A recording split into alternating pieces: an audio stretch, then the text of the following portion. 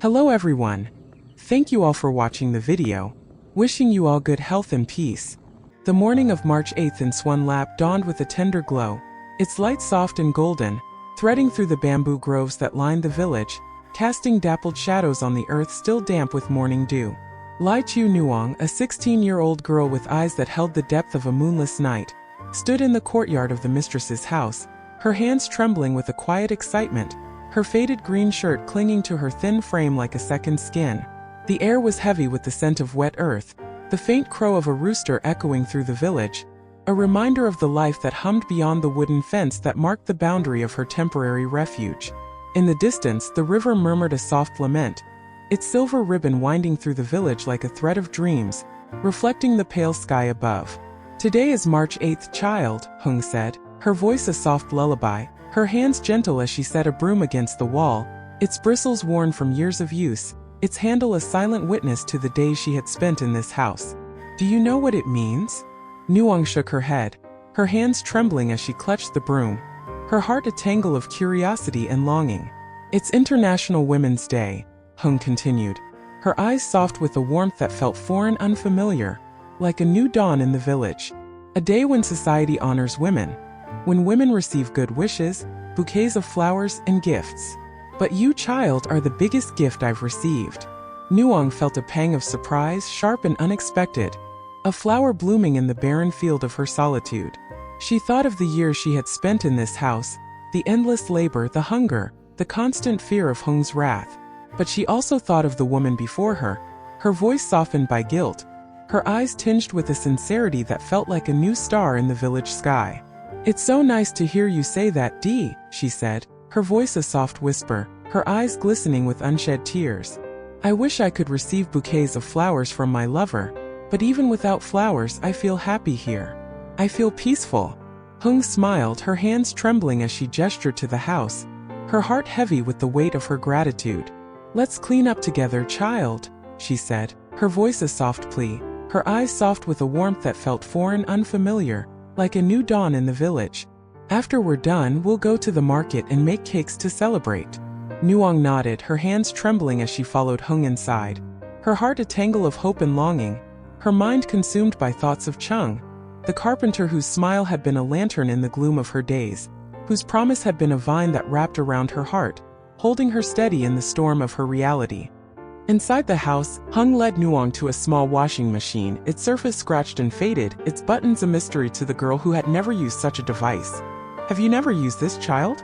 Chung asked, her voice a soft whisper, her hands gentle as she plugged the machine in, its hum a soft melody in the stillness of the room. Nuong shook her head, her hands trembling as she watched, her heart a tangle of curiosity and fear. I'll teach you, Chung said, her voice a soft lullaby, her fingers deft as she pressed the buttons, her eyes soft with a patience that felt foreign, unfamiliar, like a new star in the village sky. This is the switch button to turn it on. Choose number 3 for the quick wash mode, then select the water level to match the clothes. After it's correct, press the start button and it'll wash until it turns off. Nuong nodded, her hands trembling as she pressed the buttons, her heart heavy with the weight of her effort, her mind a garden of hope and determination. Thank you, Dee, she said, her voice a soft whisper, her eyes glistening with unshed tears. I'll go with you to the market today, so next time you're away, I can go alone. Chung smiled, her hands trembling as she handed Nuong a cup of water, its coolness a balm against the heat of the morning. Let's go, child, she said, her voice a soft plea, her eyes soft with a warmth that felt foreign, unfamiliar, like a new dawn in the village. It's cold, put on this shirt.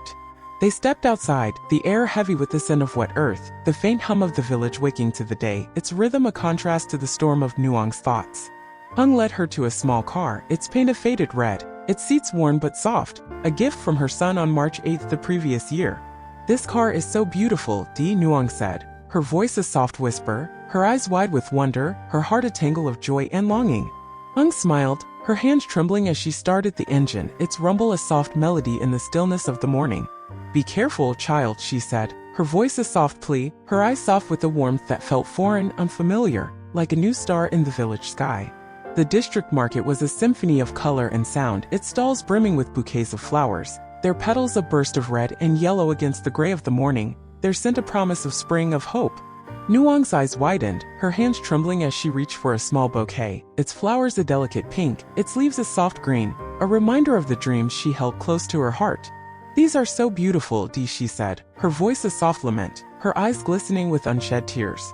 "I wish someone would give me these gifts when I meet Mr. Chung. I'll give them to him." Chung watched her hands trembling as she paid for the flowers, her heart heavy with the weight of her realization.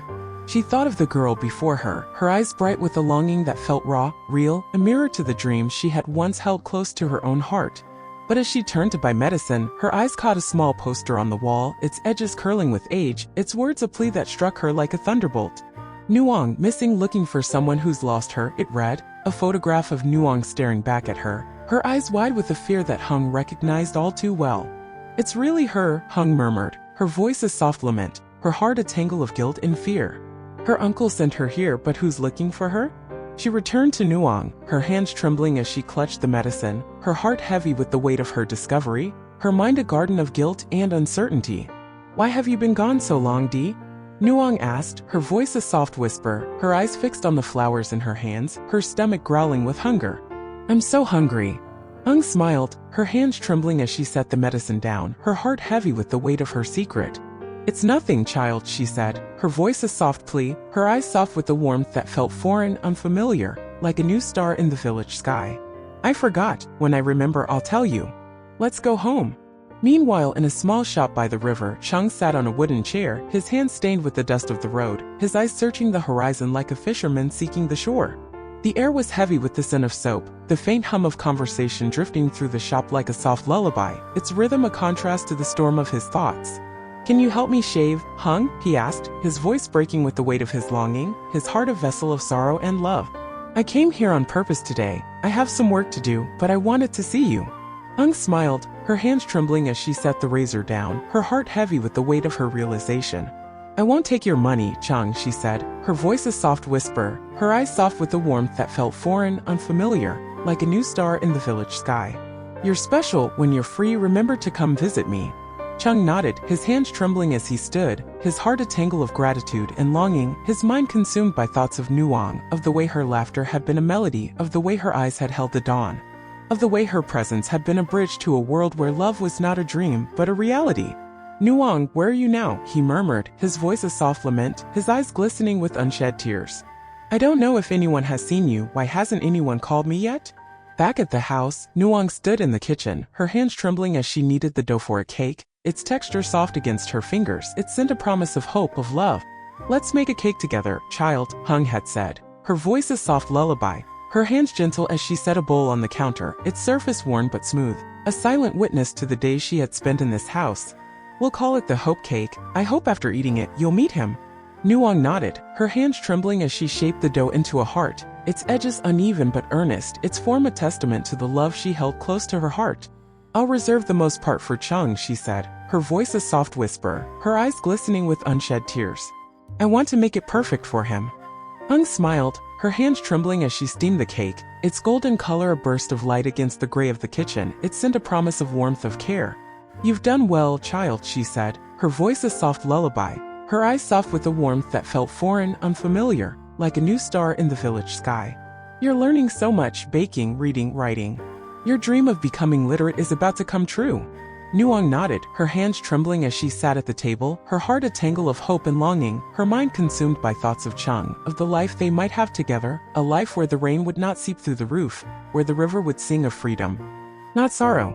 "Read the letters back to me, child," Chung said, her voice a soft plea, her hands gentle as she set a sheet of paper on the table, its lines a bridge to a world Nuong longed to explore.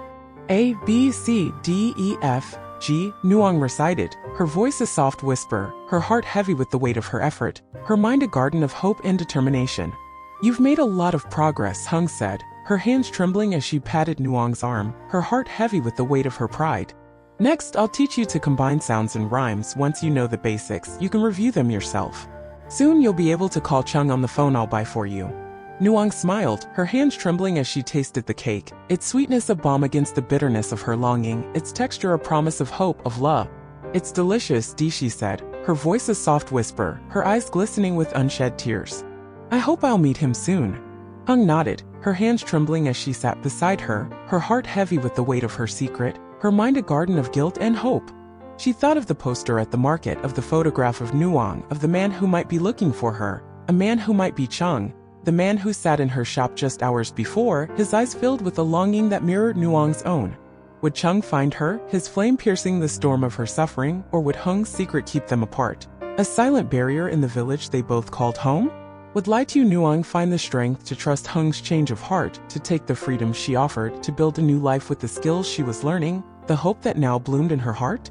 The river offered no answers, only its mournful song, and the moon rose high in the sky, casting silver threads across the village, a whisper of a dawn that might yet come. For now, Tieu Nuong had the cake, the letters, and the memory of a man whose love was her light, a flame that flickered in the storm, a promise that whispered of freedom, a hope that refused to die.